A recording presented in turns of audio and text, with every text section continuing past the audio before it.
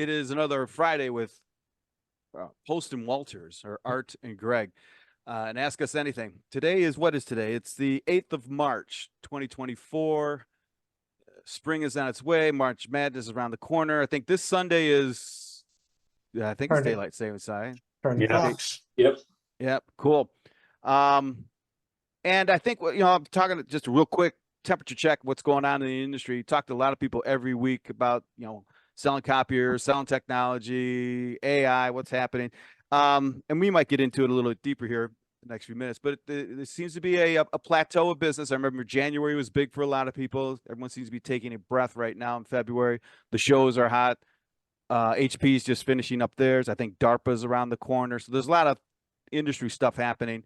And good stuff, but all in all, pretty good. People are going back to the office and stuff like that. But it's March, right after COVID. Still got the elections coming up. A lot of change coming, AI and stuff. But on the whole, I think it's flattened, but still in a good place. This afternoon we have a great session for everyone, and this particular Post and Walters is brought to you by Your Managed Print Services Association. If you're not familiar with the MPSA, it's a nonprofit organization that helps people. It promotes the whole idea around managed print services and helps providers put together programs and bring things to market that's related to, but doesn't stop at managed print. And also for clients and companies that are looking for information on how to implement or how to work with managed print service providers, provides them with all sorts of high interest content, standards, KPIs, benchmarks, and things. I was part of it years ago. A lot of my friends were part of it years ago. It's a great organization, and the one thing I remember, it's called managed print. It doesn't stay in print, but what's nice about the MPSA is that we have people in from all over, different OEMs, different software concerns. All the logos drop as soon as the meeting starts, and that's just not a saying. And I'm sure the guest today will be able to back that up. But so if you're interested or getting into management services or in managed MPS and you want to expand or grow, it's always a good thing to check out the MPSA and get involved with it. Having said that, we've got Laura, Russ, and Ed in today, and I'll kind of drive the conversation, but it's going to be Art and I. But so what we want to do today is talk about management services. The thing is, ask any question. So if you guys have any questions from us, fine. But I'd like to start off with asking you guys direct questions, and then we'll just see where the conversation goes from there. Sure. All right, cool. So the first question I have, and I'll go with you, Laura, to start with, and we can bounce it back and forth. And Art, you probably want to chime in on this. So the work from home versus the work in the office, right? It's getting it got an awful lot of, still getting some press, right? Yep. How has that impacted MPS directly? Right. I mean, and the easy answer is, well, we didn't print as much when they weren't in the office, and now they're coming back to the office, so we're going to print more. Right. But what else is going on with that? Well, I think you're right. I think there's actually, it's a complicated answer, right? Because at the surface level, there was a lot of people that went home, and a lot of those copiers, especially, March 2020, depending on where you lived in the country, and it was very variable by region, for at least a year, those machines didn't even get touched. And then people started coming back, or in my case, I would go in the office once a week to do all my printing because I didn't like using my home printer. I don't like buying my own ink, right? So then you sort of saw this sporadic usage. And then as people started to come back, it was hey, I'm in the office 2 days a week, or I'm in the office 3 days a week. Again, it got very sporadic. And I think for providers that were actually trying to keep these machines up and running, it was a really difficult time because they couldn't really gauge, it's hard sometimes to really understand, are these devices getting used, depending on what kind of services they were bringing to the customer. And now what we're seeing is, I think a lot of the managed print services providers are actually being asked to develop strategies around how to manage this hybrid model, right? So not only do I want you to manage the stuff that's in my building, but what about what's happening in the home? Because those printers are now accessing the network in a way that's potentially risky, has security issues. They're higher cost, a lot of these home printers on a cost per copy basis. So I think from a managed print service provider perspective, the better you are at understanding the dynamics of the customer. What is their strategy? Are they going 5 days a week? Are they going to stay 4 days a week? Is no one going to be there on Fridays? The better you understand that and can advise your customers on how to manage these devices, I think the stickier you're going to be with that customer. And I think it's very complicated and it's not going to get easier. I think we're going to start seeing even more complexity in the space because I don't think we're ever going to see everybody back 5 days a week across the country. It's just, I don't see it happening. I mean, I know of major companies that are basically saying, all right, wherever you are now, that's where you're working because we just sold 5 major buildings. So you still go to Manhattan in the middle of the week, there's plenty of empty space there. So I think the ability to be an advisor, not just on, okay, how are we going to manage the devices in a building, but how do we manage your entire network is really where I think where the growth is going to be. So, I mean, just to spin it a little bit more, you guys can pick it up, Russ and Ed. So it would be the same way we went about it before COVID, only more complicated. Maybe a couple more layers in your assessment and your way you go about it. Yeah. What do you think about that, Russ? Go ahead. Yeah, exactly. One of the things that we're seeing is the new advent of the distributed workforce to where, it has become a permanent part of the workforce. Only they're not in the offices except for maybe about 40% of the time. The rest of the time they're work from home. So, our industry for years have been the advent of slash and burn, tear all out of the printers, get rid of everything that's an ancillary device, consolidate it down to the biggest, best MFPs, and let everybody stand around the copier while they wait for their stuff to come out. So for a lot of people, a lot of dealers, it's a drastic shock to the way that they approach their market, because now you have customers that are not only requiring that you're able to provide those resources for a distributed workforce, but you have to have the skill sets in place to manage them, to support them. Look at how difficult it is to try and send such a service tech to somebody's home to work on a device versus going to an office complex. It changes the whole dynamic. It forces the ones that don't have the ability to be that fluid or, be able to have that flexibility in the way they handle service. For a lot of them, it's a struggle on their side, and it's a drastic change. Also, from the sales side, it changes the complete dynamic of sales, because sales, a lot of times, the people that you need to be in communication with, a lot of those are the people that are now working from their living room. So it's a different context of the way they approach the sales side as well. So as you mentioned, a lot of complexity. The dealers have to be flexible enough to be able to go back, take a step back, and re-engage at a different level than what they were doing before, and invest in making those resources available to the customer. Interesting. Yeah, I can see all that for sure. Ed, what's your take? Well, candidly, I think it's something that was the evolution was coming to this anyway. COVID just simply threw the accelerator into full mode. Sure did. And we got hit with it. Bam! We didn't have an evolution; we had a revolution. And so we tried to adjust to it. We actually had to rewrite many of the algorithms in the DCA to accommodate the different variances in the volumes and how they were coming, because they would come in these sweeps, and you'd go from 50% to 10% in like a couple hours, because all of a sudden it was this flux of people flying into the office and then gone. And how do you manage this varying supply? So it changed a lot of things. But candidly speaking, I think we're coming to a better place, and it's not enough to really understand the market in general. And what we talked about so far, really, like if you talk to 60-40 and that sort of thing, that's probably a good general number. But the fact of the matter, you have some that are 100%, some that are 10%, some are 20%.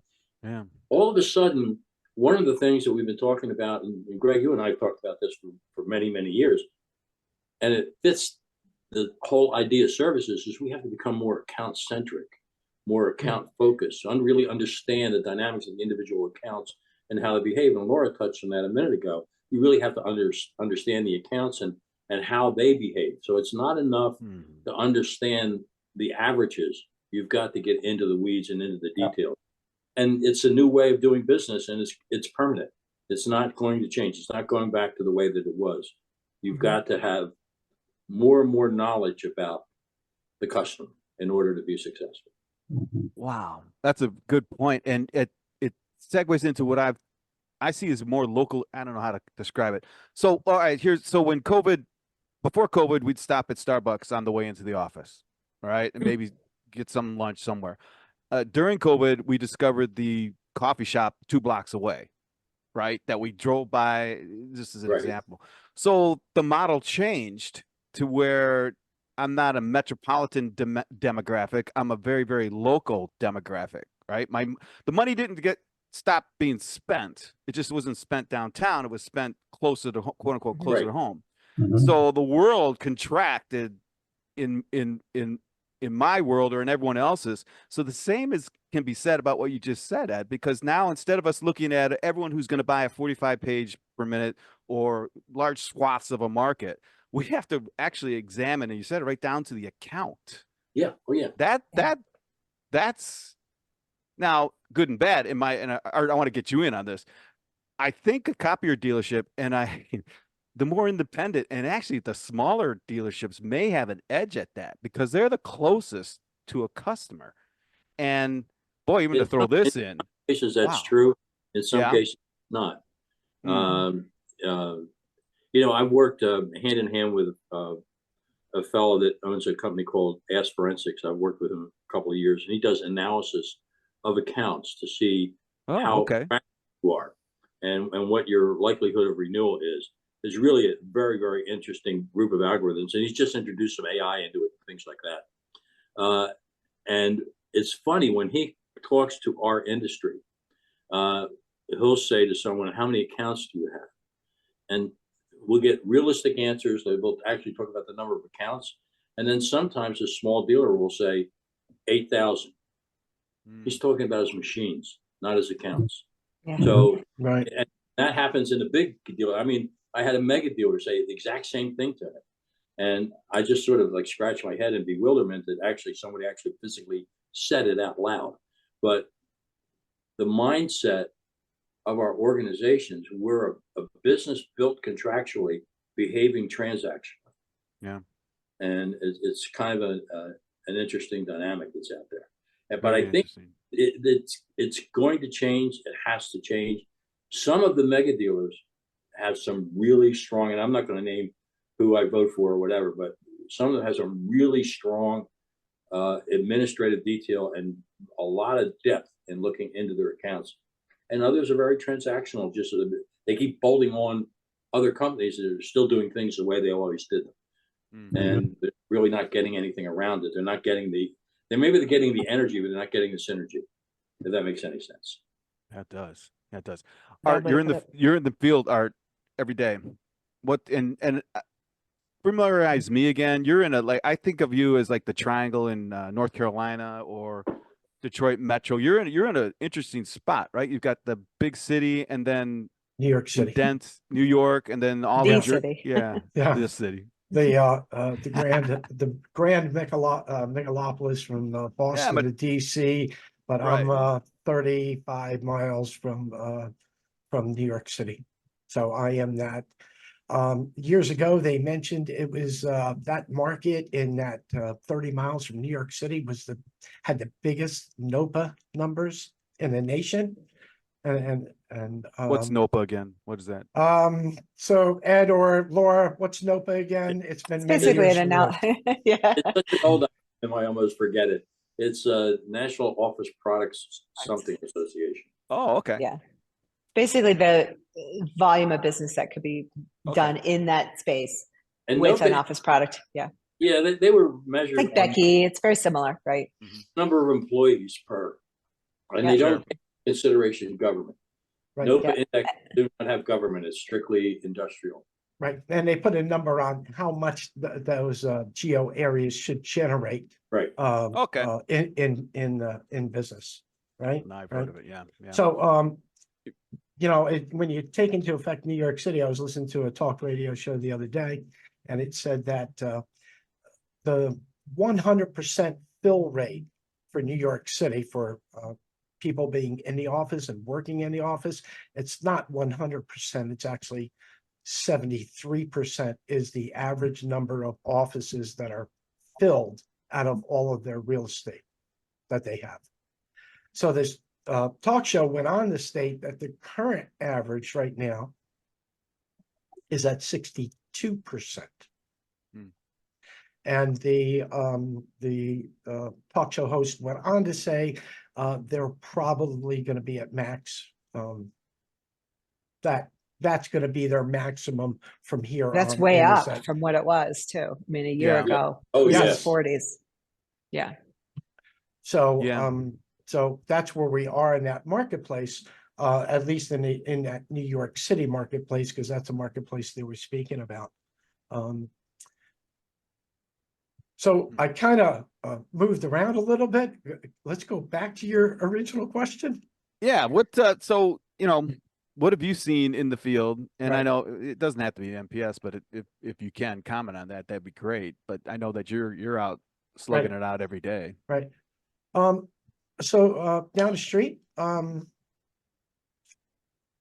I would say the percentage of, what I'm concerned about is of course, getting my monthly numbers, getting my quarterly numbers, and concentrating on net new, but also concentrating on keeping those existing clients within our space, right? So I would say over the past, since COVID, the dealership I work for has been doing a good job. Net new business is down. It's harder to get new business, it seems, after COVID. And I'm not sure exactly what that reason is. Maybe it gets down to what was mentioned earlier. Is it getting a little bit harder to reach clients? Because most may not be in the office anymore. They may be working from home. They may be working from a second, maybe a summer location, or they're just not as prevalent being in the office as they used to be.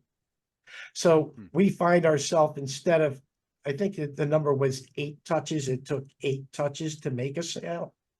I'm now seeing those touches almost doubling and tripling in order to get the same amount of business done. Wow. I heard that was it yesterday? Just yesterday, and we're talking about social media. He was all about how the social touches, the online touches have increased. Just so I don't know if the numbers are going because it's so many people out there playing social now than it was before, or if I tend to lean on the customer side. The prospects it's going to take more to get to them now, no matter which channel you look at. Very interesting. Interesting. Right. Well, I want to pose this question. Let's, and I think everyone here can comment on it. Let's not talk about the megas, but any of the dealerships, say, 1 to 300, 250 million in that range, right? What, in lieu of what we see right now, and talking about management services, what would be some good recommendations tactically? Because strategically, I think we've got that covered, but tactically for that particular type of dealer to attract new business? Is it, I mean, I won't even give any examples, just blanket it out right there. And I'll start with you, Russ. What would you recommend to a dealership to help them increase MPS, maybe even on the efficiency side or on the revenue side? I would probably say they have to demonstrate to the customer that they already have the capability to do what the customer expects. I know that as a company, we're working on kind of revamping the message that we put out to the customers as far as what our experience and skill sets are. Because one of the things that we found, we're a long time established dealer with locations all the way across the state and have a wide, different, pretty diverse customer base. And one of the things that we found is that up until COVID and even just recently afterwards, people were so used to us doing what we do very well that they've almost forgotten who we are. Yeah. That's, so that it's kind of that. So we have to make sure that we're constantly getting that message out to our customers so they understand the value of what we create as a dealership. And it's not tied to an OEM. It's not tied to a manufacturer's process. It's tied to, we're the ones that answer the phone when you have an issue. We're the ones that are going to come to your rescue and make it easy for you to do business and provide you with the resources you need in order to improve the way you do business through the assets and the technology that we provide. So I think that's probably the biggest thing, is making sure that you're clarifying your message to the customer so that they understand you already know how to handle this. This isn't something you're learning how to do. You already have those skill sets, and you're the people that they should depend on to come and get that advice. Wow. Okay, that's a Yeah. good one, Russ. Yeah. It's really Go ahead, good. And Laura. I'll even expand on that because I think your point about you have to be very crisp and clear about what you do and what you do well. I think one of the challenges we're finding with the dealers is the model of sending people out to knock on doors or picking up, making 100 calls a day. That's not as effective as it was. I think, even Art mentioned that it's just harder to get the people, right? So we know, I mean, when was the last time you made a restaurant reservation to a place you didn't know? And what was the first thing you did is you probably went on Yelp, right? Went on Yelp, see, okay, let me find a restaurant in this particular neighborhood. And then let me go look at the reviews, right? For that restaurant. And then I'm going to go make a reservation. And the same kind of activities happening in buying product. And we know this, right? The statistics are all over the place, but so if I was given a dealer a tactical advice today, and we do every day, I would say, you got to make sure your website is rock solid.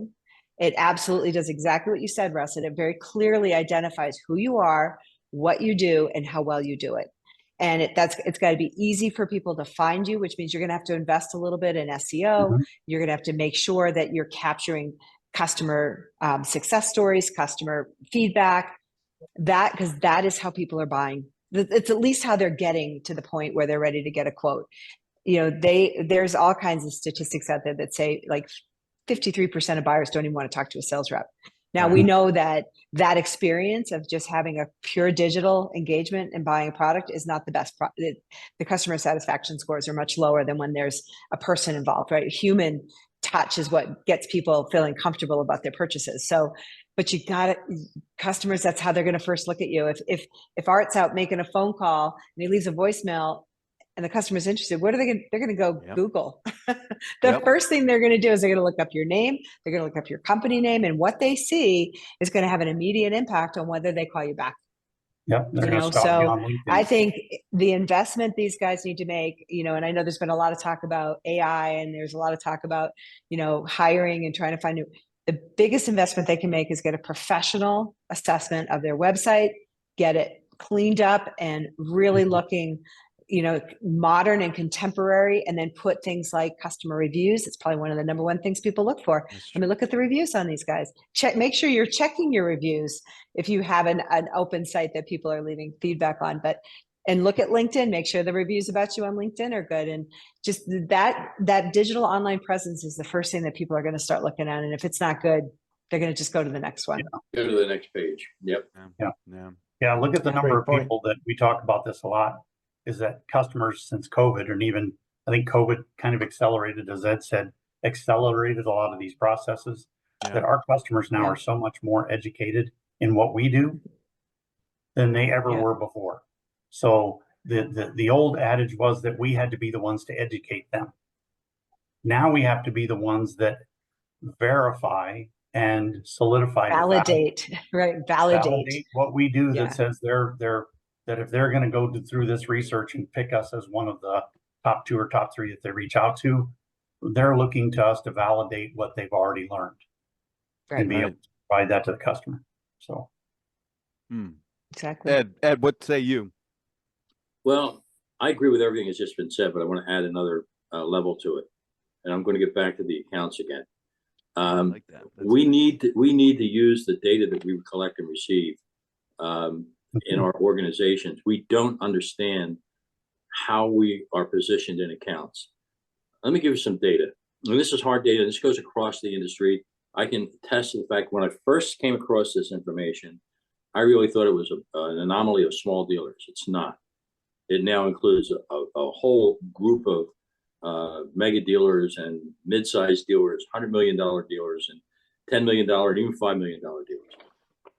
Whatever account we're in, on average across the board, we're 50% penetrated into the account, and competition has the other 50%. We know nothing about that activity. We could know about that activity. What's even more interesting is we dig deep a lot of times into the basis of accounts. It's amazing to me. Let's say I have a Konica model, whatever, in this account. Well, there may be 10 other same models, but I don't manage them. They don't come from me. In the And same there account. Same Mhm. account. And what's happening in a lot of cases is things like supply leakage, profit leakage going all over the place. There's the stocking of supplies, particularly now after COVID, is even worse than it was before. Mhm. You know, the profitability. We sat down with a $20 million dealer just about a year ago, and showed him that he was losing $1 million a year in unused supplies in profit. Actually, $1 million in profit just was going right out of his business. And a $20 million dealership, in any dealership, that's a lot of money. In a $20 million dealership, that's not a kick in the teeth, that's a kick someplace else. And a little more crippling. I mean, that's really difficult to deal with. And so the leakage and the knowledge that we have, the more we understand about the accounts, there's so many places to go. I mean, this is only a statistical statement, but you could literally double your business by never leaving your accounts if you got the whole enchilada. Can you get the whole enchilada? No, you really can't, because really there's going to be personal preferences. There's going to be little things you don't do. There's other things you can see. And there's loads and loads of opportunity. Look at other areas that we're not covering too, that are similar technologies. The thermal printer, the labels that are out there, the thermal printing business, companies like Zebra are putting a lot of money into analyzing and trying to develop smart supplies. They haven't quite got there yet, but they are starting to read the data just like a regular printer. And you can begin to manage these thermal printers. There's 300,000 thermal printers, just Zebra brand, in the United States. 300,000. And having been an ex-OEM, I would have loved to have a base that size. But more importantly than that, we're really not capturing the full potential of it. And many of them are outdated and so forth. So there's opportunity in so many different areas, but it gets back to that principle. We talk about MPSA, and everybody thinks that it's just simply managing print, but it's managing accounts. It's really, how do you go into a services model to manage the business? Because the future of our industry is a services model, and print will always be a part of it, but it's not going to be all of it. And neither is I mean, people gravitate off to IT. IT is just beginning aggregately across our industry. For the first year, last year, showed a slight profit across the industry. Now, individually, there's some that are making really good money. But the fact of the matter is, we jumped into a discipline we didn't understand, staying close to the discipline we did understand, and really refine our management tools, because it's about services management. It's not about selling devices. And quite frankly, it's been that way for a long time, but it's getting more that way because accounting regulations have changed. And so for you now, you have to start thinking more. We just thought about, well, it's a lease and it's an operating cost. No, in the big companies, that's not true. They have to capitalize these things. Oh. So, Ed, I've got a question for you. I'm down the street sales and been there for a long time. Last 20 years working with CRM. Not going to say which ones I'm working with, but what I find is that as a down the street salesperson, I don't have all of my data in one place. I have to go from my CRM, I will mention Sherpa because we use Sherpa, to a DCA, and then I've got to me it's problematic, and I'm good with technology to learn all the ins and outs of all the programs I've got to use, and I find myself just saying I can't do it all. I got to concentrate on what I can concentrate. But I do see that there's so much more opportunity because I don't have those data points right in front of me, looking me in the face every day. And it's more like out of sight, out of mind. Yeah. Well, we're feeding our data points to the dealers that utilize our DCA, and we have a whole hybrid of reports that we use to highlight these things I'm talking about, and account management. But and I don't want to turn this into any kind of advertising for us, but other DCAs have capability to do similar type things. Although, just because of my phobia, I've been screaming about account management for the last 25 years. Actually, a lot longer than that, but really about the change that needed to happen in account management. And so everything we do is focused on account management, everything we do. And that's all we're interested in. And I'm going to say something else, which we don't have an answer for, unfortunately, but our industry has adopted an ERP system that's not an ERP system as a standard. And that's a fact. ECI can hate me. Well, they hate me already anyways. It doesn't matter. So they don't care. No, they don't care. They don't, and they don't bother to hate me. Actually, some hate me, some don't. But the fact of the matter is, it's a bolt-on world we live in, and you can't move fluidly in a bolt-on world, unfortunately. And unfortunately, there's not an immediate answer to solve the problem right now.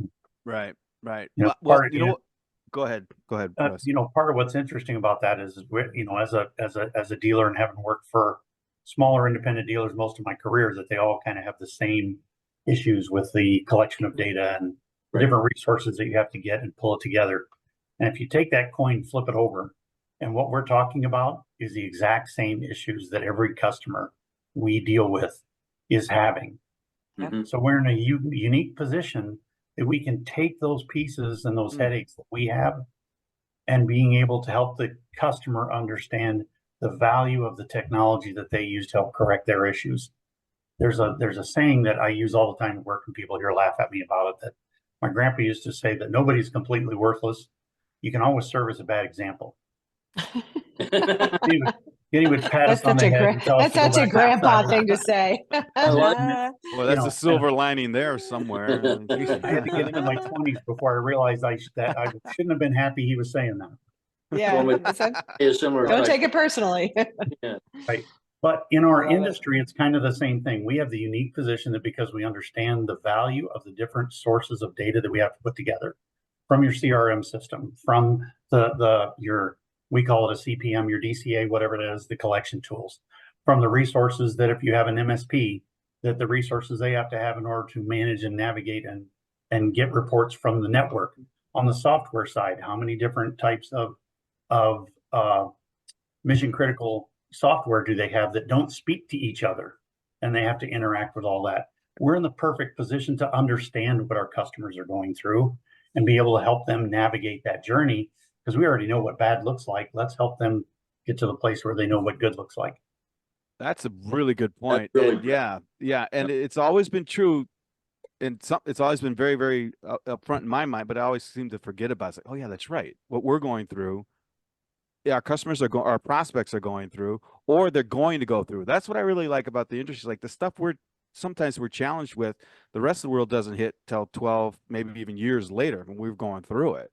Mm-hmm. So very, very, because my next question was going to be, based on the last answers is, so I do this column over at the imaging channel. It's for new copier reps, right? God, I've been doing it for a year and a half, which I can't believe. I've been over there for 10 years. I didn't even know that. I know. So the question would be, so take it down from, say, the dealers now as a sales rep, okay? And Art, I'll ask you last, but what would you recommend at a super tactical level that a sales rep, and let's not start with a beginning one or a seasoned rep, but just a regular old sales rep, professional B2B sales, selling our stuff.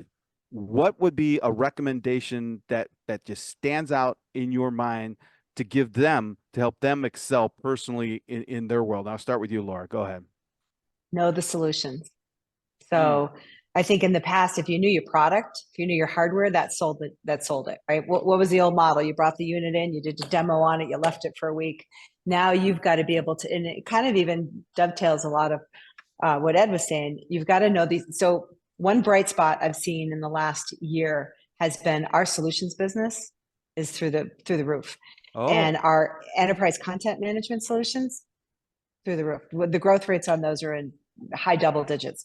So as a rep, if you can, and a lot of the newer reps, right? Hopefully they're coming out of school with a much higher level of technology savvy thought process, right? If they're learning 2 or 3 or 4 key solutions so that when they go in and talk to a customer, they're talking about this stuff. They're talking about the management of data, the consolidation of all these disparate pieces into, one system.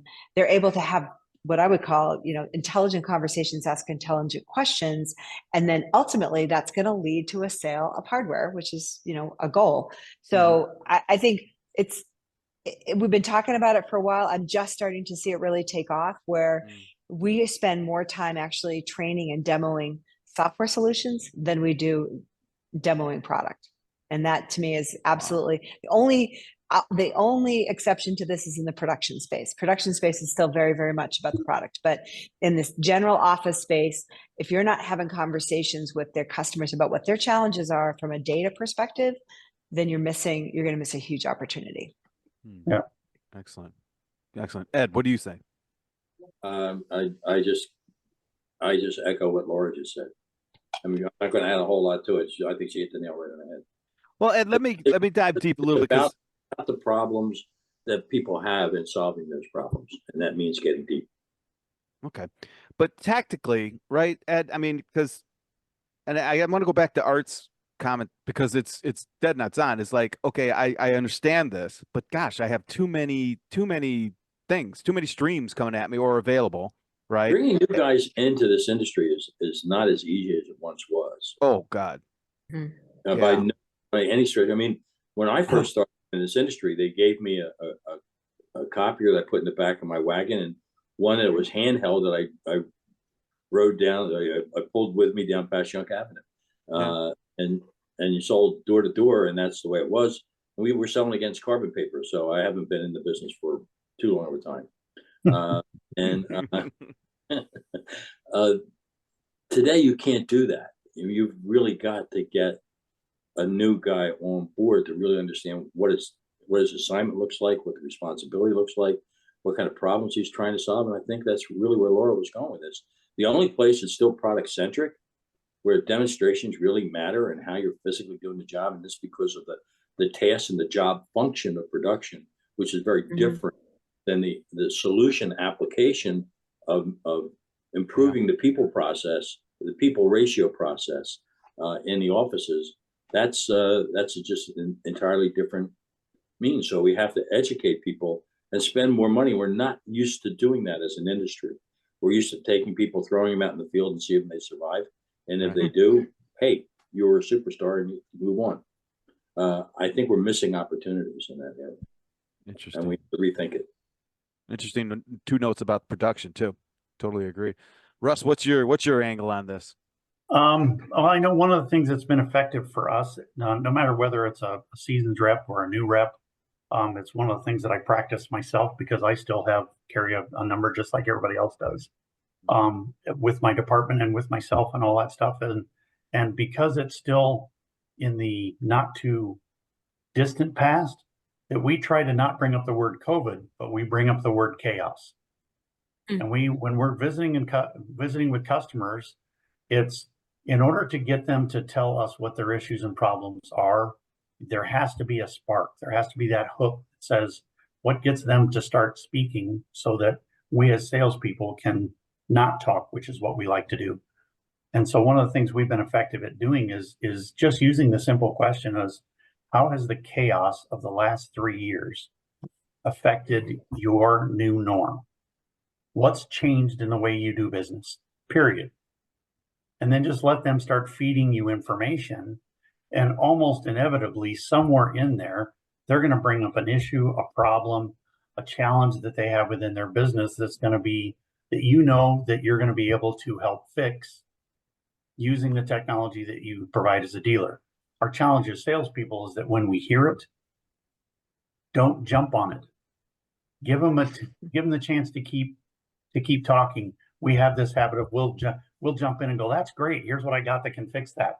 And we'll that's exactly we'll true. throw a $5,000 solution at a $100,000 problem right. that they would have gladly spent the money for if we get to that level. So it's just getting to that level to get the customers to understand. And then, as we said, providing them the validation that they're telling that information to the right type of person, that the person they're telling it to understands it, may have some resources that they can put in to kind of help them, and that they understand the business processes, the challenges, the things that they're doing. I would probably say from a new rep perspective, that's the number one thing that we see and have seen for quite a while, is that a lot of new reps don't come to the field understanding how a business operates. Oh, it's so true. Russ, you really, you sparked something else in my thought process when you said that. And you couldn't be more right when you're talking about at the point where you think you've solved the problem, you solve the business problem, and our reps want to jump right on that. Okay, now we've got that. Years ago, and I have this saying, old is forever new. So I'm going to go back into the late 60s, and they taught me back then that once you get to solve the business problem, start asking the personal questions. How did that affect you? What did that mean to you? How it happened with your boss? How did people? If you can then take solving that problem from just a business solution to a personal reward, you're on the right track. And our guys today, I don't find many patient enough to do that. But that's the temptation, is to leap right into it. If they could just take a couple more minutes and personalize the solution and make it a personal benefit, wow, it becomes very powerful. Yeah, because you're going to be able to at some point circle back with that when you do your review, or you do your overview or summary of what the conversation was. Here's all the things we talked about. You mentioned this, this, and this. Where would you like to start? What's the one area we can help you prove you've made the right investment by giving us a chance to show you how this can get fixed and doing that. So yeah. Yeah, I mean, it's. I was very fortunate to figure that, to at least be aware of that years on, when I think it was a receptionist or a secretary at a small lawyer's firm, right? Twofold. I'll tell you the story. So I connected an HP LaserJet Series 2 to an IBM. You're dating yourself. I think it was a PS2 model something, right? So it was a PS2, WordPerfect, and it wasn't Excel. It was probably 1, 2, 3. But we're going over how to do a mail merge, right? How to take a list of addresses, and then how to quote unquote customize a letter, which just meant dear instead of dear sir, dear first name, something, but real simple stuff. So we're going through, and I teach her how to do that real quickly. And it starts spitting out at 4 pages per minute, different letters, 4 different letters in 1 minute, 4 actions. She's going, wow, this is great. And then I saw her, she went pale. She literally, everything fell out of her face. And I'm thinking, well, she saw her job ending. Ultimately, that didn't happen. That didn't happen. But it's like, of course not. Yeah. Yeah. Because all she does is type 15 letters a day on the IBM Selectric or whatever that number is. And this thing just did 4, 8, boom, boom, boom. But then she said something that was kind of, I didn't even think of it at the time, but she said, well, now I won't miss a Friday night with my daughter doing, I forget, it was a recital or something, right? She won't have to come in on a Saturday. Right. That was, And then now that, personal win. Boom, right to her. And I tried to use that as a totem of some sort, because that's what you're selling, right? You're not selling duplex. People buy how you made their life better. Right. Yes, to improve the business, but it's how you improve their life. And until you get to that point, you're missing a huge piece of business. You're selling yourself short. You're selling a box. Yeah. Anyway, that's a personal thing, but here's another is we can finally, as an industry, we can finally do what we said we were going to do, but never did, because we've always wanted to be that trusted advisor, that workflow management, that business acumen guy, that guy you can talk to. But that was always on the first week of the month. By the end of the month, I need a box. I need a box or two. If you sign this, I get a trip to whatever it is. This is what we did. Hey, Art, but back to you, Art. So what would you give a new rep? What kind of, based on the conversations we just had, what tidbit or gold nugget or something? I am a fan of giving vertical market assignments to my reps. Just like production, basically you're a rep and all you do is production. So of course you're working with print shops or your larger enterprise companies that print. I'm going to take reps and I'm going to say, you're going to be healthcare. You're going to be architects, engineers in construction.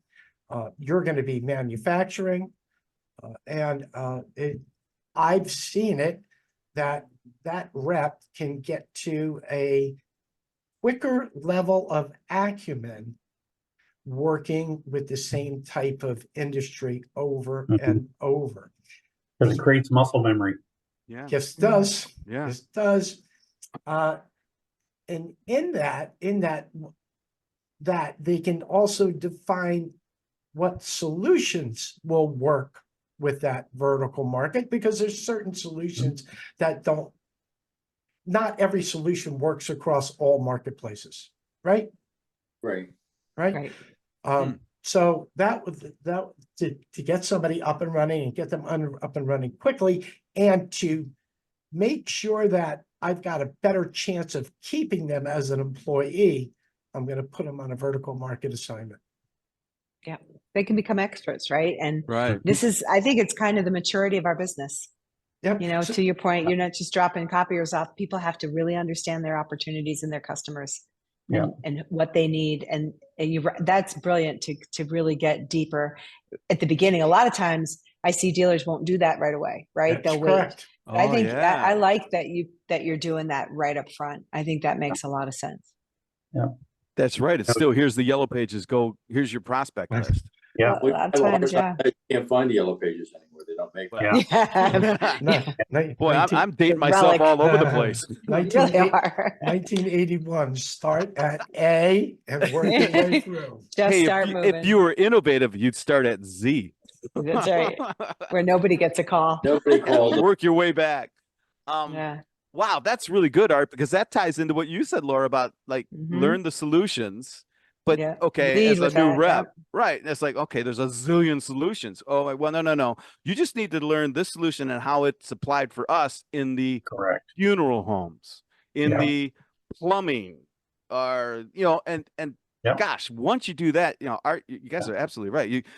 The new rep is going to build confidence right off the bat. It's like, wow, okay. And then that's just going to snowball, as opposed to hitting them with everything. You got to know my 5 different lines. You've got to know my 6 different EDMs, and you've got to know from the church down the street to the Dow Chemical up the road. I was like, whoa. Yeah. It was years ago when I first started in the industry, similar to Ed's, but not quite that long ago. My job interview for this industry, when I first had my first job interview, was literally the sales manager, who's still one of my best friends, Mark Albert, that he literally handed me a Sharp FO2970 fax machine and an owner's manual. And he said, you have 3 days. Here's what it costs. If you sell it, anything above what it costs, you get half of. If you can't do it in 3 days, keep it and have a nice life. That was my job interview. Oh my God. Well, the good news is I think you passed. You passed. Oh yeah, so I passed. 25 years later, I'm still here. Wow. But then the next phase of that was introducing me into what they called catalog sales. In the office equipment industry, years ago, we sold everything. It was office supplies, equipment, gateway computers, the whole 9 yards, that you did everything. But they knew that you couldn't be an expert at everything. So what they taught us was what was called the catalog sale.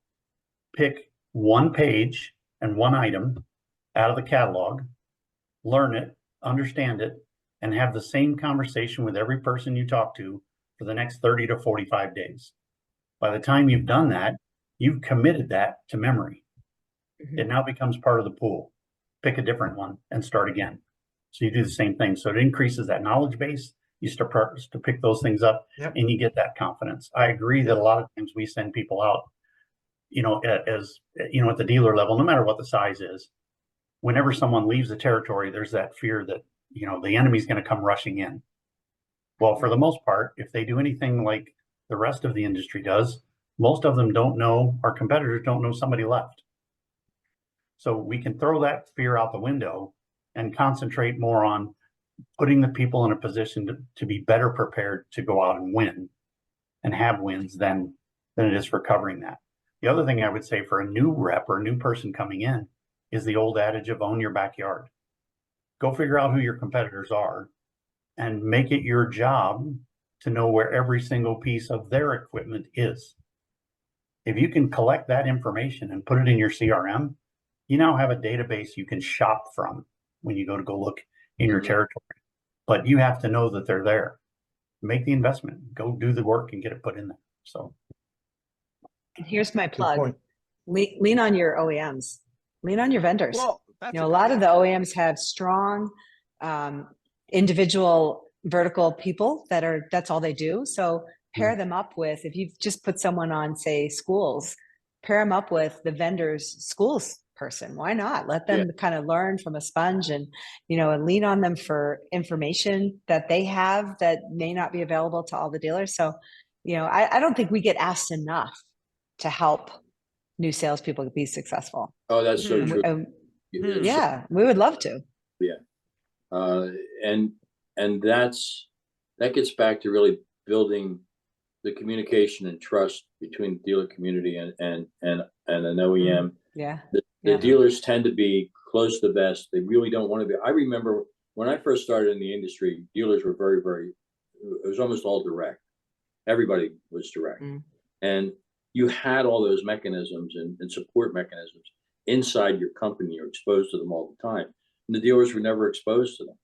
And as they grew and took over more of the business and the direct collapsed, as we know from those days, that investment in people and investment in education really fell by the wayside, but it still stays inside the core of the OEMs and can be utilized by the dealers, and you really need to do more of it.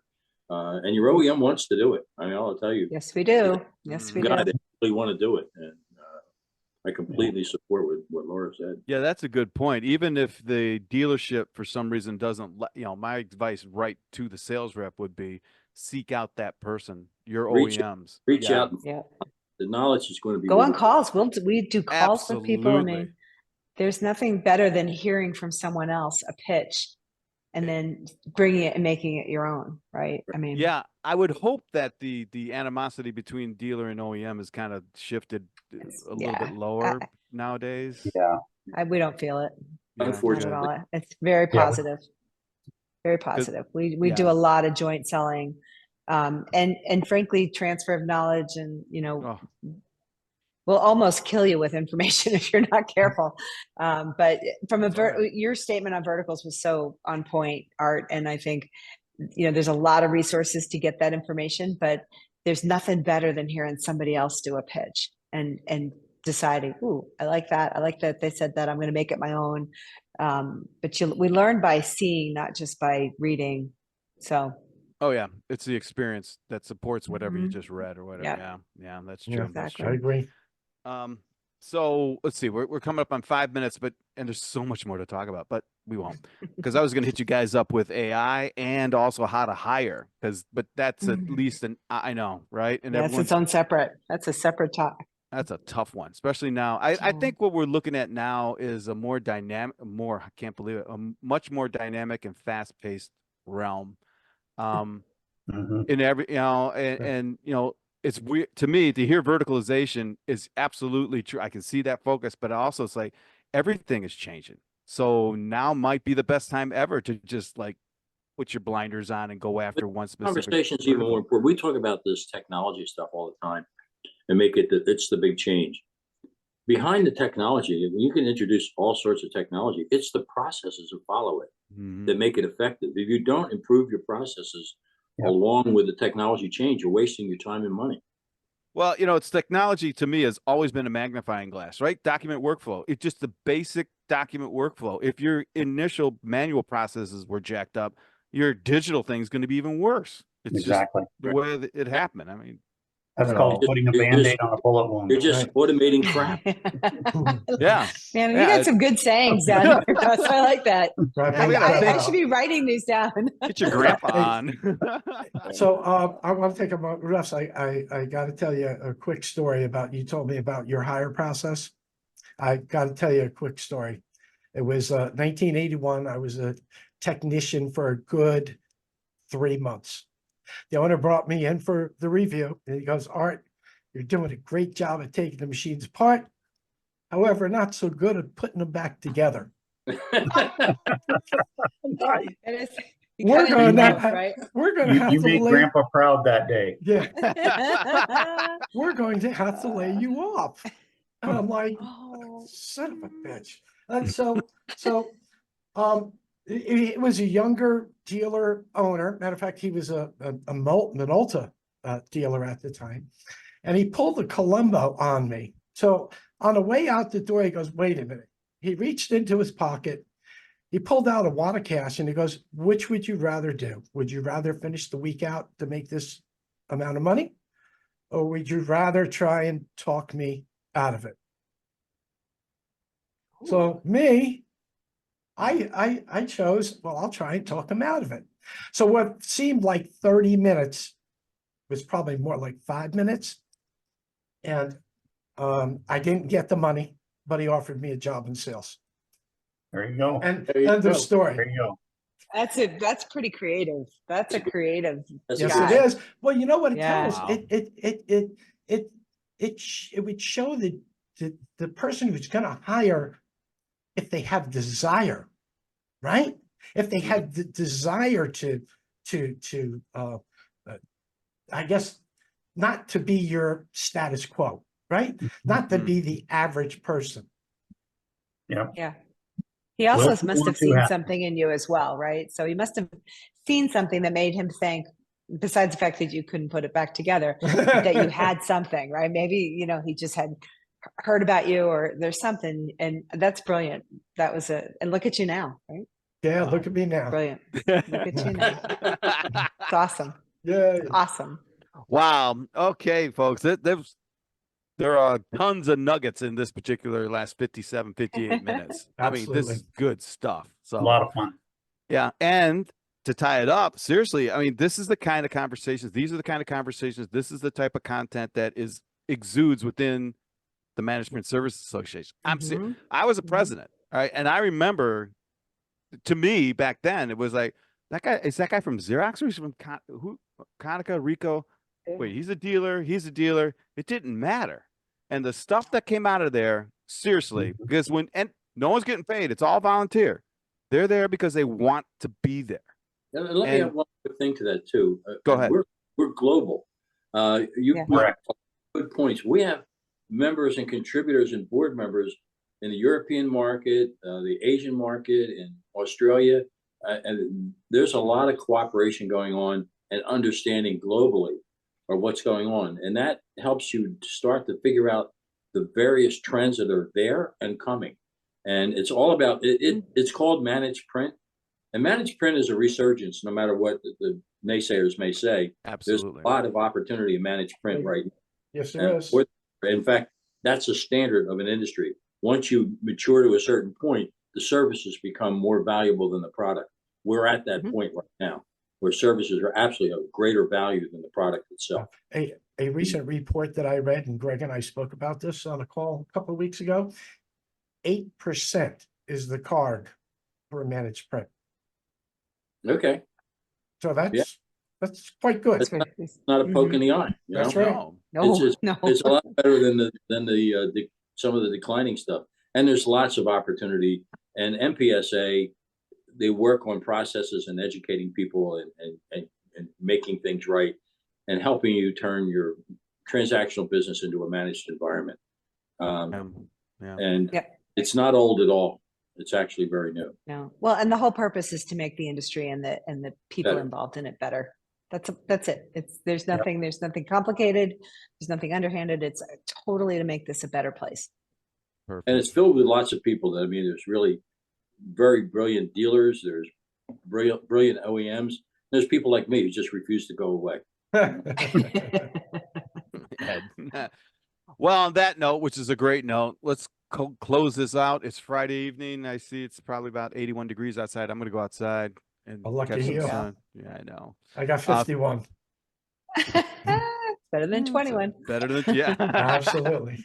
Hey, thank Have a you great very much, weekend. everyone. Yeah. Thank you. Yeah, All right, everyone. thank Thank you you. guys. Appreciate it. Fun. It was a Great pleasure. format. We Great to see appreciate it. everybody. Take care. Bye-bye. Have a great weekend. Take care. Good job. All right.